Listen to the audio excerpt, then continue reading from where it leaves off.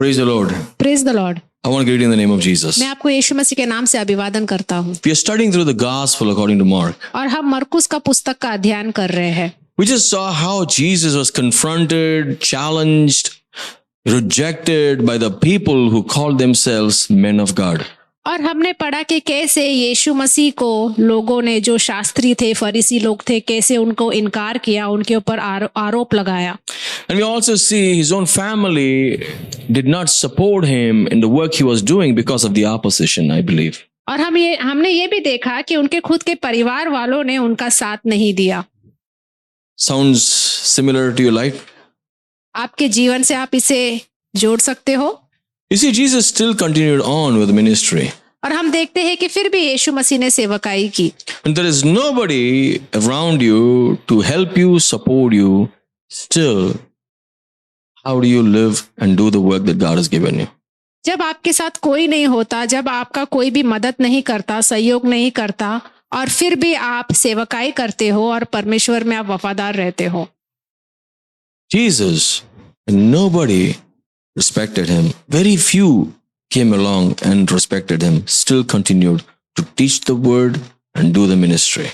और यीशु मसीह के साथ भी ऐसा हुआ कि उनके साथ कोई नहीं था, बहुत ही कम लोग उनका इज्जत करते थे, आदर करते थे, लेकिन फिर भी उन्होंने परमेश्वर के वचन को सिखाया और प्रचार किया।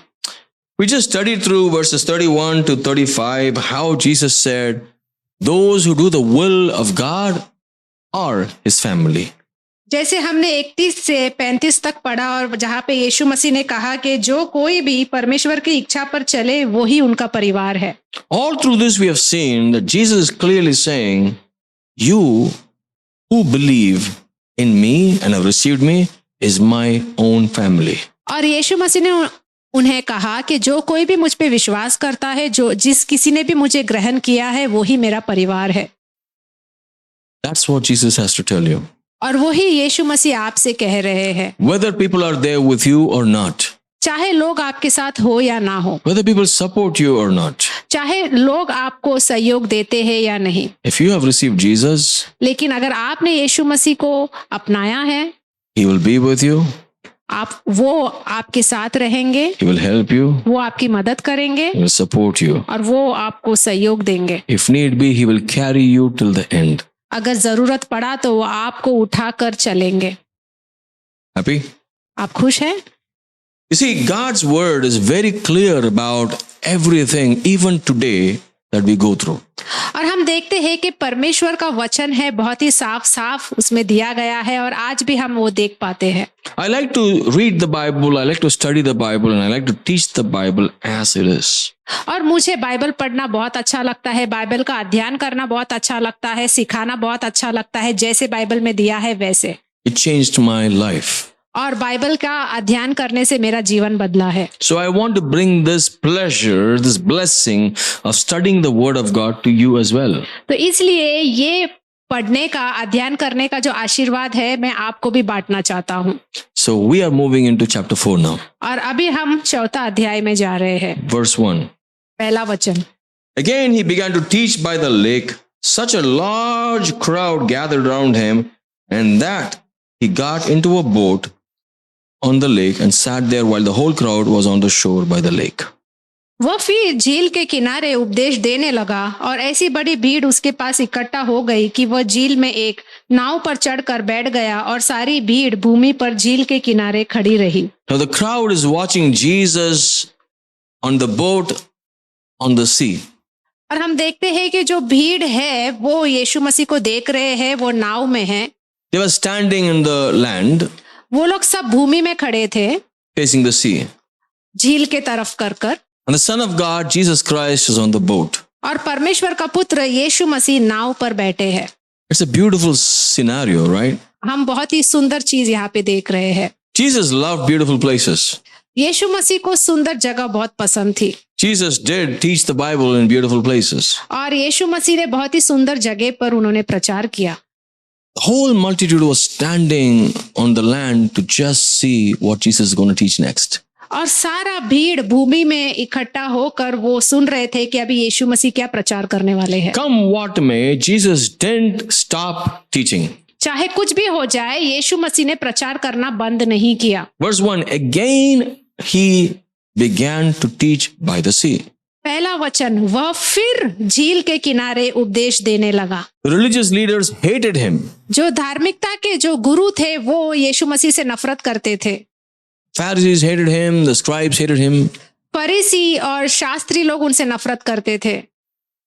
With all this opposition, he still teaches. ये सब कुछ होने के बावजूद भी यीशु मसीह ने फिर भी सिखाया। And Mark says a large crowd, मतलब meaning a multitude was on the land looking at Jesus. और यहाँ पे मरकुस कहता है कि बहुत बड़ी भीड़, इसका मतलब ये है कि बहुत सारी भीड़ वहां पे भूमि पर इकट्ठा हुई यीशु मसीह का प्रचार सुनने के लिए। Jesus got on the boat.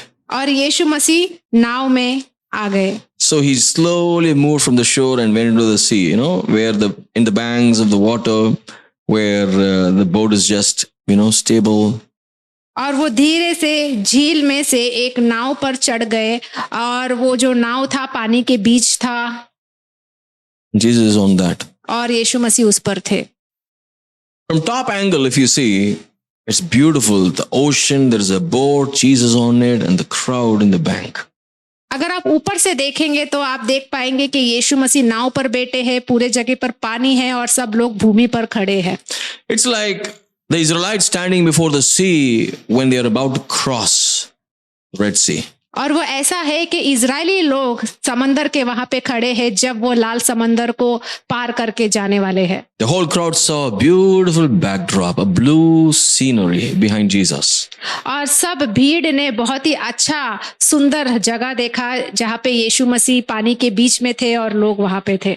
Study the Bible in its description. और जैसे बाइबल में दिया गया है वैसे आप अध्ययन करें। You see, Mark is describing this whole event.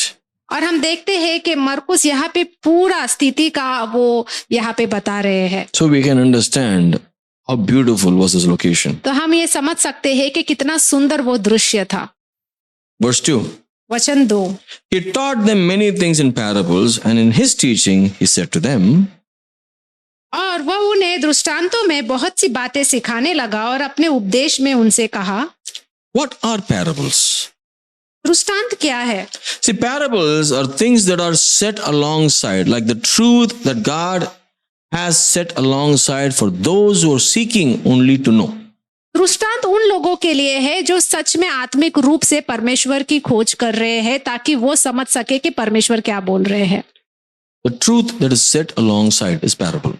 और जो सच्चाई है जिसको अलग से रखा गया है उसका मतलब है दृष्टांत। Many of your Bibles will have a title for this portion of scripture saying the parable of the sower. अगर आप विषय में देखेंगे तो वहां पे लिखा गया होगा बीज बोने वाले का दृष्टांत। But to be very honest, I don't see it that way. लेकिन सच्चाई में मैं इसे ऐसे नहीं देखता। As you read, you'll understand. जैसे आप पढ़ेंगे तो आपको समझ आएगा। Let's go from verse 3. अभी हम तीसरे वचन से जाएंगे Go till verse 9. और 9 वचन तक हम करेंगे। Mark's Gospel chapter 4 verses 3 to 9. मरकुस का अध्याय 4, 3 से 9। Listen, a sower went out to sow, and as he sowed, some seed fell along the path, and the birds came and devoured it. सुनो, एक बोने वाला बीज बोने निकला, बोते समय कुछ मार्ग के किनारे गिरा और पक्षियों ने आकर उसे चुग लिया। You see here, Jesus says, listen carefully. हम देख सकते हैं कि यीशु मसीह कह रहे हैं कि सुनो ध्यान से। Jesus probably said, listen, शायद हो सकता है यीशु मसीह ने ऐसा कहा होगा, सुनो। A farmer, a sower is nobody except a farmer. एक बोने वाला कोई नहीं है लेकिन वो बोने वाला है जो बीज बोता है। He went out to sow. और वो बाहर गया बीज बोने के लिए। Probably he knows how to sow. He's been doing this as a profession, as a farmer. और शायद उसको मालूम है कि बीज कैसे बोते हैं क्योंकि वो एक किसान है। And some seed fell along the path. और बोते समय कुछ मार्ग के किनारे गिरा। And the birds came and devoured it. और पक्षियों ने आकर उसे चुग लिया। A sower, बोने वाला, seed, बीज, and a place where the seed is sowed. और एक ऐसे जगह जहां पे बीज को डाला गया। And then there are birds. और उसके बाद वहां पे पक्षियां आती है। So if you see very carefully, अगर आप इसे ध्यान से देखें There is a sower, a farmer who knows how to sow seed. ये एक बोने वाला है जो एक किसान है और उसे मालूम है कि बीज को कैसे बोते हैं। And he sows some seed, it falls on the path, और जैसे ही वो बीज बोता है तो कुछ जो है वो मार्ग पे गिर जाता है and the birds come and devour it. और पक्षियां आकर उसे चुग लेते हैं। Verse 5. वचन 5। Other seed fell on rocky ground where it did not have much soil. It sprang up at once because the soil was not deep. When the sun came up, it was scorched, and because it did not have sufficient root, it withered. कुछ पथरीली भूमि पर गिरा जहां उसको बहुत मिट्टी ना मिली और गहरी मिट्टी ना मिलने के कारण जल्द उग गया, और जब सूर्य निकला तो जल गया और जड़ न पकड़ने के कारण सूख गया। Same seed, वही बीज, same farmer, वही बोने वाला, but the ground is different. लेकिन अभी जो मिट्टी है, भूमि है, वो अलग है। Now it is rocky ground. अभी जो भूमि है वो पथरीली भूमि है। So the farmer knows how to sow. तो जो किसान है उसे मालूम है कि बोना कैसे है, He's sowing the seed. और वो बीज को बो रहा है। We see different soils here. और हम यहाँ पे अलग मिट्टी देख रहे हैं। The first place when it fell on the path, the birds came and took it away. जो पहली बार जब उसने डाला तो वो कुछ मार्ग पे गिरा था और जो पक्षी आए उसने चुग लिया। The second place was a rocky area where the seed just grew up with something and then it died off when the sun hit the ground. और दूसरा जो है वो पथरीली भूमि पर गिरी और जहाँ पे मिट्टी न मिलने के वजह से वो उग तो गया लेकिन सूर्य के कारण वो सूख गया। It dried off, withered. वो सूख गया। Now verse 7. अभी वचन 7। Other seed fell among the thorns, कुछ झाड़ियों में गिरा and they grew up and choked it, and it did not produce grain. और झाड़ियों ने बढ़कर उसे दबा दिया और वो फल न लाया। So now, same bunch of seeds, और अभी वही बीज, it is sown by the same farmer, और उसे बोने वाला भी वही किसान था, but it fell among the thorns this time. लेकिन अभी वो कुछ झाड़ियों में गिरा। And they grew up and choked it. The thorns grew up so much that it choked the actual growth of the seed. और वो झाड़ियों के बढ़ने के कारण जो बीज था वो दब गया। So it did not produce grain. और इसके वजह से वहां पे कुछ भी उत्पादन नहीं हुआ। Now verse 8. वचन 8। But other seed fell on good soil and produced grain. परंतु कुछ अच्छी भूमि पर गिरा और वह उगा And sprouting and growing, some yielded 30 times as much, some 60 and some 100 times. और वह उगा और बढ़कर फलवंत हुआ, और कोई 30 गुना, कोई 60 गुना और कोई 100 गुना फल लाया। And he said, whoever has ears to hear had better listen. तब उसने कहा जिसके पास सुनने के लिए कान हो वो सुन ले। What he basically says is, this is something that I want to teach you, but if you want to understand, this is a mystery. If you pay attention, you will understand. और परमेश्वर यीशु मसीह ये कह रहे हैं कि अगर तुम सच में जानना चाहते हो ये दृष्टांत का मतलब क्या है, तो तुम इसे सुनोगे और सुनने के बाद तुम इसे समझ लोगे। Same kind of seed, एक ही तरह का बीज, one farmer, एक ही बोने वाला, different grounds, अलग मिट्टी, different results. और अलग नतीजा। So I want you to pay attention to this. तो मैं चाहता हूं कि आप इस पर ध्यान दें। So the farmer is the same, तो जो बोने वाला है वो एक ही है, the seed is the same, जो बीज है वो एक है, the places or the ground is different. लेकिन जो भूमि है, जो मिट्टी है वो अलग है। So that is why I say that this part of scripture should be titled or called the parable of the soils, not the parable of the sower. इसीलिए अगर आप इसे पढ़ेंगे तो इसे कहा जा सकता है कि ये एक मिट्टी का दृष्टांत है, ना कि बोने वाला का दृष्टांत। So the soil is the one which is different here. और यहाँ पे मिट्टी जो है वो अलग है। So in simple words, we understand that God is trying again and again to let people know who He is. तो सामान्य तरीके से अगर मैं बोलो, यहाँ पे परमेश्वर जो है वो बता रहा है कि वो कौन है। He's trying again and again. वो बार बार ट्राई कर रहे हैं। God's word doesn't change. God's word is the seed. परमेश्वर का वचन कभी बदलता नहीं है। परमेश्वर का वचन एक बीज की तरह है। People are rejecting again and again. लेकिन जो लोग हैं वो बार बार उन्हें नकार रहे हैं। That is why there are too many kinds of results. इसीलिए हम देखते हैं कि बहुत सारे अलग अलग तरीके के नतीजे हैं, But the ones who have a heart to hear and listen, लेकिन जिनका दिल तैयार है सुनने के लिए, they will bring forth fruit. वो लोग फल लेकर आएंगे।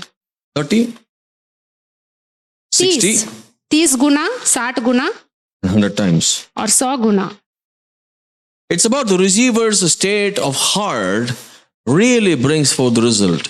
जो लेने वाला है उसका दिल कैसा है, उसके दिल के द्वारा ही वो फल ला सकता है। The seed is good. बीज अच्छा है, The sower is also doing a good job. जो बोने वाला है वो भी अच्छा काम कर रहा है, But the soil represents our heart. लेकिन जो मिट्टी है वो हमारे दिल को दर्शाता है। There are 4 kinds of soil here.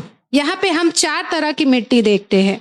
If you take the soil and place it with the word heart, अगर आप मिट्टी को बदल कर वहां पे आप आपके दिल को रखें, you will see the first place when the word of God comes, the first heart turns away and never bears fruit. और हम देखते हैं कि जब परमेश्वर का वचन या जब बीज बोया जाता है तो वहां पे कोई भी फल नहीं आता। It's like it goes in different directions. Whenever they want God, they'll come. Whenever they want to choose other things, they'll go. They just go as if they are just in a journey. वो ऐसा है कि वो बस जब उनको चाहिए तब परमेश्वर के पास आते हैं, जब नहीं चाहिए तो नहीं आता है, वो अपने अपने रास्ते में चले जाते हैं। And the result is the birds came and devoured it. और उसका नतीजा ये हुआ कि पक्षियां आई और उसे चुग लिया। Satan comes and takes it away. शैतान आता है और वो सब कुछ लेके जाता है। The second kind of soil is basically the hard-heartedness, और दूसरा तरह का मिट्टी वो है जिसका दिल कठोर है, like a rock. पत्थर की तरह। In a rocky ground, there is no much soil. और पथरीली भूमि पर ज्यादा मिट्टी नहीं होती। The word of God comes to the heart. परमेश्वर का वचन उनके दिल में आता है It springs up immediately. It shows some good signs. Yeah, I'm going to change. और जैसे ही सुनते ही वो आनंद हो जाते हैं और उनको लगता है कि हाँ अभी सब कुछ बदलने वाला है। But when things get wrong, when there's a crisis, because of no root and willingness, it dries up. लेकिन जब कोई परेशानी आती है, चिंता आती है, इसकी वजह से उनका जड़ मजबूत नहीं होता और वहीं पे वो सूख जाते हैं। Excitement, drying up. Excitement, drying up.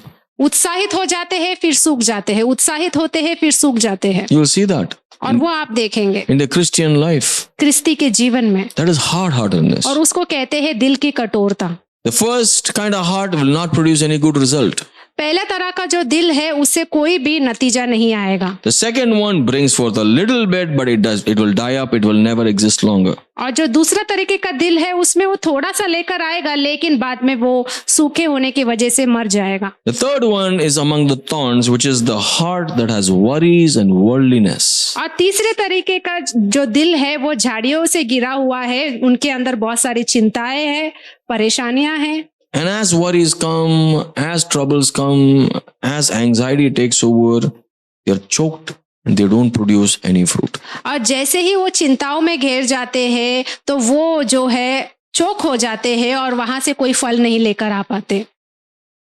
Then comes the good heart, उसके बाद आता है अच्छा दिल, which is represented here as a good soil. जिसका मतलब है अच्छी मिट्टी के बारे में बताया गया है। It receives the word of God, वो परमेश्वर के वचन को ग्रहण करता है, changes, वो बदलता है, receives the life पर जीवन को वो अपनाता है and transformed life, और उसका जीवन बदल जाता है, and then they bring forth fruit, और वो फल लेकर आते हैं, produces grain.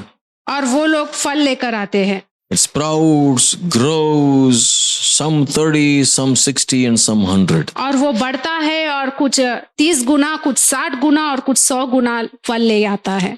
See, because of so many soils, you may think that sower is careless. No, the sower is not careless. और बहुत सारे मिट्टी के कारण आप सोच सकते हैं कि शायद बोने वाला सही नहीं है, लेकिन बोने वाला अच्छा है, सही है। You can say, why would he go and put it on the rock? आप सोचते होंगे कि वो उस बीज को क्यों उस पथरीले भूमि में डाल रहा है। He's throwing, but it falls there. वो फेंक रहा है लेकिन वो कुछ पथरीली भूमि पर गिर जाती है। He wants fruit from everywhere. He's throwing so that it goes everywhere. Everybody gets to know God. Everybody gets to be blessed. और वो सब जगह पे वो बीज को फेंक रहा है क्योंकि वो चाहता है कि सब जगह पे जाके वो फल लेकर आए। वो परमेश्वर का वचन सब जगह पे बांट रहा है ताकि सब लोग सुन के परमेश्वर के पास आ जाए। The result is based upon the one who receives. लेकिन नतीजा उसके ऊपर है कि कोई लोग उसे कैसे ग्रहण करते हैं। If you receive well and your heart is ready, you are going to bring forth fruit. अगर आप उसे अच्छी तरीके से लेते हैं, उसे नतीजा अच्छा आता है, तो आप अच्छा फल लेकर आएंगे। If you don't receive it with the right heart, you're not going to bring forth fruit. अगर आपका दिल सही नहीं है तो आप सही फल नहीं लेकर आ पाएंगे। Like we saw in the previous portion, Jesus' mother and brothers came and they had to stand outside, and Jesus said, the people who are doing the will of God is my mother, sister and brother. जैसे पिछले बार हमने देखा था कि कैसे उसकी माता, यीशु मसीह की माता और भाई बाहर खड़े थे और यीशु मसीह ने उन्हें कहा कि जो कोई भी परमेश्वर की इच्छा पर चले वो ही उनका परिवार है।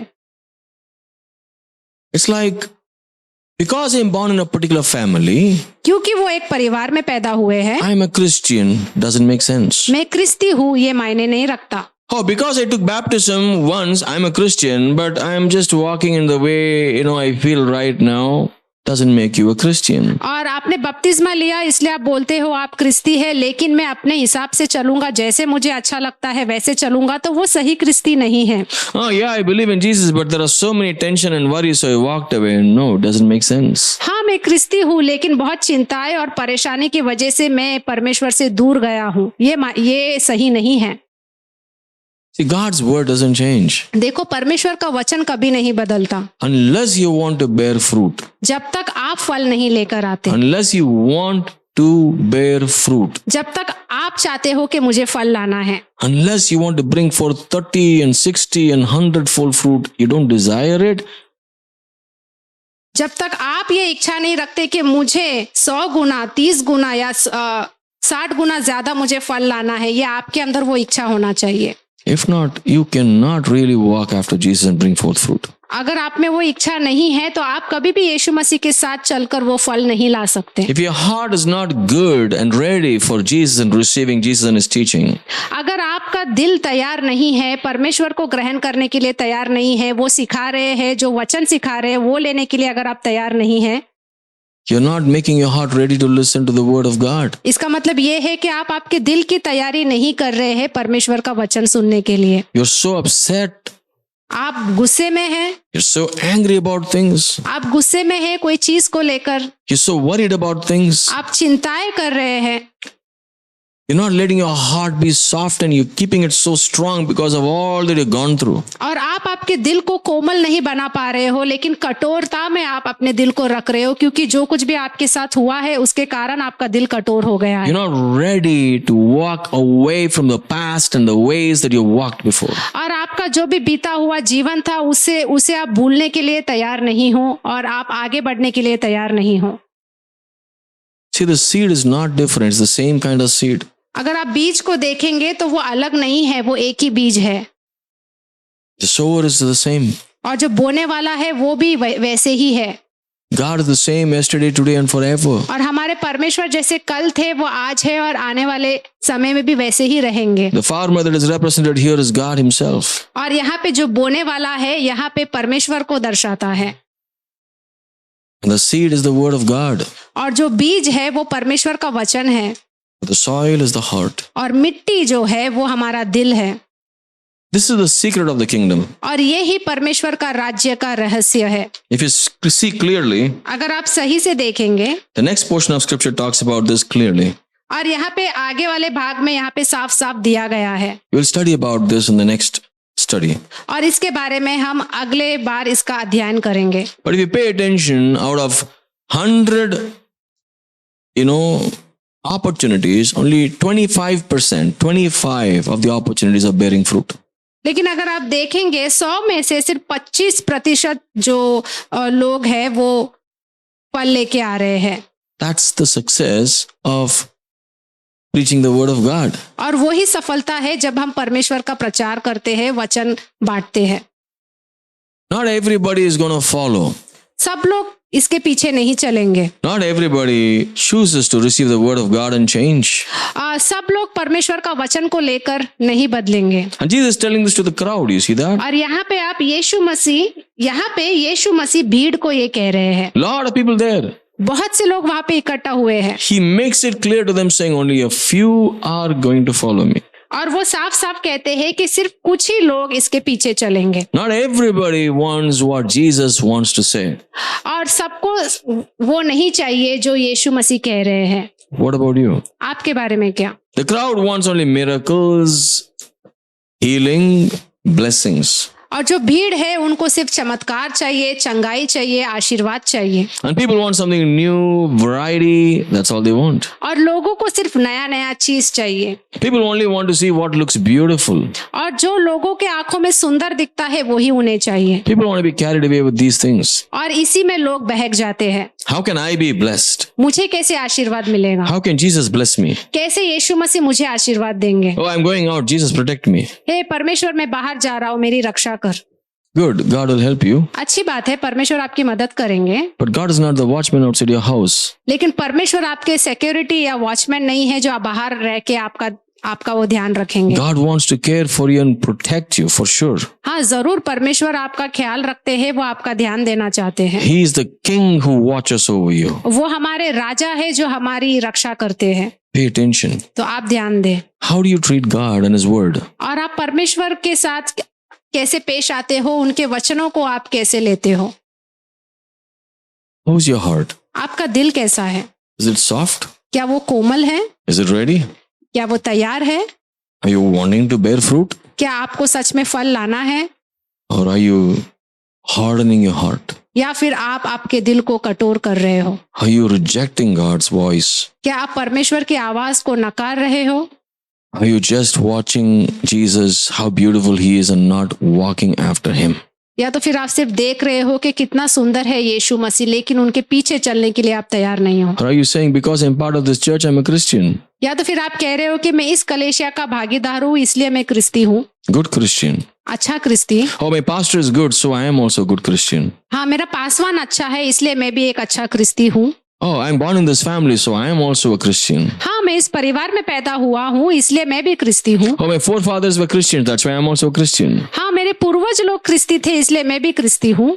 Unless you receive Jesus, जब तक आप यीशु मसीह को ग्रहण नहीं करते, unless you accept Jesus, जब तक आप यीशु मसीह को अपनाते नहीं, unless you do the will of God, जब तक आप परमेश्वर की इच्छा के अनुसार नहीं चलते, unless you accept His word, जब तक आप उनके वचनों को नहीं लेते, you can't claim to be a follower of Jesus Christ. आप नहीं बोल सकते कि मैं यीशु मसीह के पीछे चल रहा हूँ।